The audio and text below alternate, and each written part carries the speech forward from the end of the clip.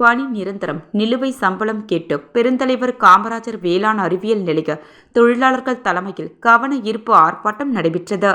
பணி நிரந்தரம் நிலுவை சம்பளம் கேட்டு பெருந்தலைவர் காமராஜர் வேளாண் அறிவியல் நிலைய தொழிலாளர்கள் தலைமையில் கவன ஈர்ப்பு ஆர்ப்பாட்டம் இன்று ஐயங்குட்டி பாளையம் பெருந்தலைவர் காமராஜர் வேளாண் அறிவியல் நிலையம் முன்பு போராட்டம் நடைபெற்றது.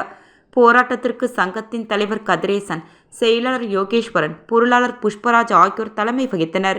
சங்கத்தின் நிர்வாகிகள் கந்தசாமி, சிவசங்கரன், இருசன் கிருஷ்ணமூர்த்தி, புஷ்பராஜ் ஆகியோர் முன்னிலை வகித்தனர். ஏஐடியூசி மாநில பொதுச் செயலாளர் சேது செல்வம் போராட்டத்தை துவக்கி வைத்தார். ஏஐடியூசி மாநில தலைவர் கௌரவ தலைவர் அபிஷேகம், தலைவர் தினேஷ் பொன்னையா, மாநில பொருளாளர் அந்தோணி ஆகியோர் கலந்து கொண்டனர். பெருந்தலைவர் காமராஜர் வேளாண்மை அறிவியல் நிலையத்தில் தினக்கூலி தொழிலாளர்களாக கடந்த 20 ஆண்டுகளாக பண்ணையில் விவசாய வேலைகளை செய்து வருகிறார்கள்.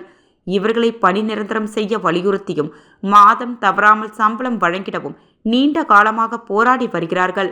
இந்த நிலையில் இவர்களை பணி நிரந்தரம் செய்வதற்காக ரேட்டிபிகேஷன் செய்யப்பட்டு ஊதியம் உயர்த்தி வழங்கப்பட்டுள்ளது.